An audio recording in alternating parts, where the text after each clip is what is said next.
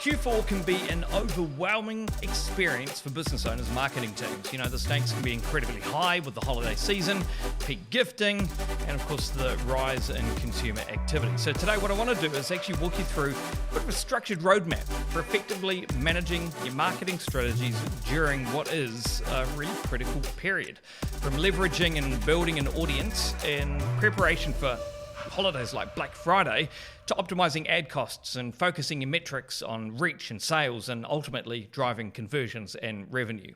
I'll offer you some actionable insights to alleviate the stress and to set your business up for hopefully a solid end of the calendar year. Hi, my name is Jordan McFadgen and welcome to the Marketing Mindset Podcast. This podcast is really designed to help you navigate this cluttered world of marketing and help to challenge you to move away from random acts of marketing towards planning intentional marketing strategies. And here we go, we're entering the fourth quarter of the year, which can sometimes be a really challenging time of year for business owners and for marketers and marketing teams as well. Obviously, Q4 can be an intensely busy period for e-commerce and retail clients of ours. However, I find as well that it's also just as busy for other businesses in our key service-based industries as well. They enter peak gifting season, holiday festivities, which affects all sectors, not traditionally tied to holiday sales as well. So staff and team are looking and booking in annual leave during that time. Clients and customers, they have that before Christmas deadline as well, which always boggles me when people have, before Christmas, like Christmas has got this thing that they need to get done by that actual date. So it does require a bit of careful resource management from a business side as well. And from a marketing side, there are some key events that we have to navigate as well, which include things like Black Friday. There's Christmas sales, Boxing Day as well. These are all key things that you need to be thinking about and preparing for. And we understand that this quarter can be really stressful for our clients as well. And our expectations of their marketing and their expectations of their marketing is obviously much higher during this period. They're trying to squeeze out every piece of revenue out of this quarter to finish off that calendar year nice and strong and hopefully allow them to take a bit of a break over the Christmas period as well. So in today's podcast, what I wanted to do was share some of my thinking around the stressful period of time, a time that offers us as an agency, an opportunity to really be that stable, reliable partner for our clients in what can be a stressful, high-pressure time of the year as well. So to do this, what we do is we focus on following the core strategy that we set up with clients, however, also enabling them to make agile decisions to ensure a strong end of year. So it really does go back to having that core strategy first and foremost and having that to be able to rely on, but also to be able to fall back on when you do need to be a little bit agile as well. And this last month especially, the conversation has been a core part of conversations that we're having with clients, been around preparing for Black Friday. Black Friday in particular is one of those big sale periods now that is getting more and more popular, and retailers and e-commerce businesses are using that as one of the cornerstones of when that holiday season really does kick off. It really seems to start the peak trading season and offers that real crucial window of opportunity for businesses to really try and boost sales. And it also sets a tone for the entire holiday shopping season as well. And the big learning I want to get across today is that the preparation for Q4 actually begins yesterday. And I know that's scary because if you haven't thought about your Black Friday or your Q4 just yet, then don't worry, there's still time for you to start thinking about it and still making preparations and planning for that. But by October, it is a crucial time to actually implement processes that increase your reach, ensuring that now is the time that you are being seen by your prospective customers and starting to build trust and engagement with your core audience. So I'm gonna delve into this a little bit more and explain why I think this is the case and why you should be thinking about your Q4 and your Black Friday sales yesterday and why that should be at the forefront of what you're thinking about right now. And the first thing is thinking about our paid reach. So here's a summary on what I'd suggest you need to be thinking about right now. The focus, again, is that from September, so from now all the way through to November, you should be thinking about how you can expand your social media audiences from a paid perspective. Now, why do I say this? I say it because the organic reach in social media platforms is likely to get really saturated during the peak season. And this means that it's going to make it so much more important for you to be able to build your engaged community beforehand, as in right now. So you need to be building that engagement, building that community, getting seen in front of more customers like right now. Then, as we move into the peak season, around that Black Friday time at the end of November, your content strategy should then shift towards more of a direct response type, which will help drive conversions. Okay, so let's break that down a little bit more. Strategically, what I'd be suggesting you doing now is accounting and thinking about eventually there is going to be a rise in advertising costs, especially in terms of CPM, which is essentially how many people your brand can be exposed to. So obviously during peak season, advertising costs rise. We know that. We can see that from past years, and that just makes complete sense. The more advertisers that are trying to advertise during that time, it means it drives up advertising costs. But those ad costs haven't risen just yet. So now is the time that you actually need to be cashing in. So you need to utilize the lower ad costs that are available to you right now in September and October by running reach optimized campaigns right now. This is where your marketing strategy comes into play, as you'll still need a reach campaign, but it needs to be reaching your ideal core audience. That core audience isn't going to change just because you're planning a Black Friday sale. So just because you've got a Black Friday sale coming up doesn't mean that suddenly you need more people to see your product. You still need your core people to see your product, but you want to get them involved in your community, having a look at your brand, having a look at your offering now, so that by the time it comes to the deals that you have for Black Friday, that it's a no-brainer that they want to purchase and buy from you. So you want people to be seen, you want to be seen by those people. And then you want to share your product, share your authority, share your place in the market with these people, with this cold audience. And we do this because, remember, the real power of advertising online will come down to your remarketing. And we've spoken about this lots on previous podcasts. Reaching the audience of people in a remarketing campaign, the people who are already familiar with your brand, they know your product or your service, and they know what you sell, they are so much more likely to buy. So this then means that you can refocus in Q4 to actually driving conversions. And not just Q4, but around those sale periods, around Black Friday. It means you can refocus to driving conversions to that remarketing audience, because you've done all the hard work of reaching your core audience. All that hard work's already been done, and you've been able to do it at a much cheaper rate. So in summary, you need to be thinking now about the pre-peak period, September, October, right now. Focus on reach while that pre-peak period is still cheap, and emphasize trying to be seen by as much of your core audience as possible. And then in the peak period, we then want to emphasize conversion activities facilitated by that audience that you've already built, and you're building and using the data that you've already got. So this is the key as well, is utilizing the data of those people that you've already reached.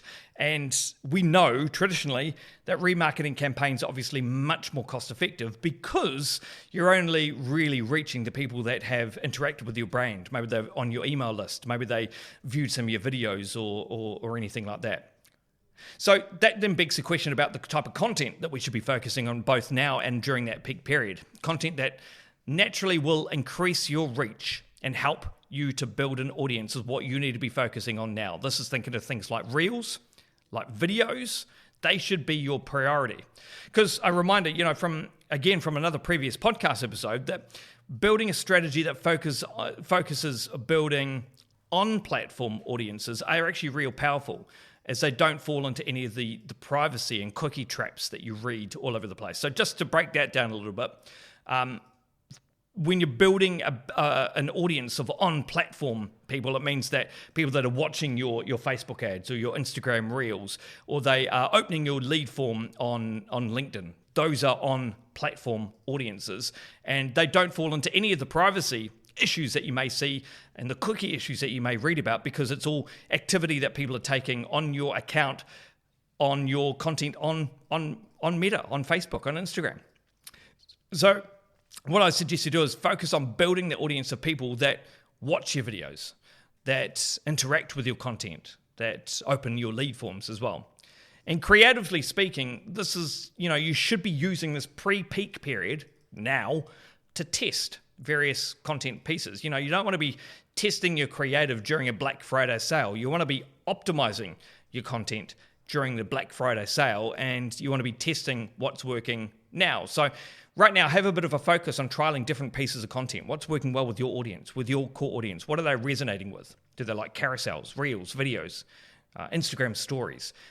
What captions and copy are effective? What's helping drive engagement and communication and driving video views? Really start to think about how you can build that community over time. And then by peak season, the focus again should just be optimizing what you already know has been working. And now is the time to consider building unique landing pages for your pre-peak campaigns. So this is landing pages on your website.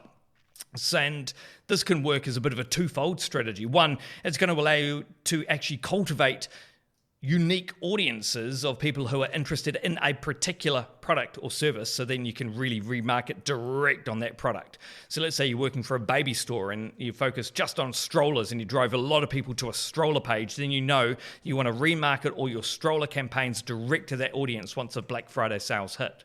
And these audiences can then be leveraged during those peak campaigns and at a cheaper rate because you're using your existing audience that you built during a time where advertising costs were lower. It also allows you to actually measure the impact of your landing pages much more effectively if you're testing and playing with your landing pages now.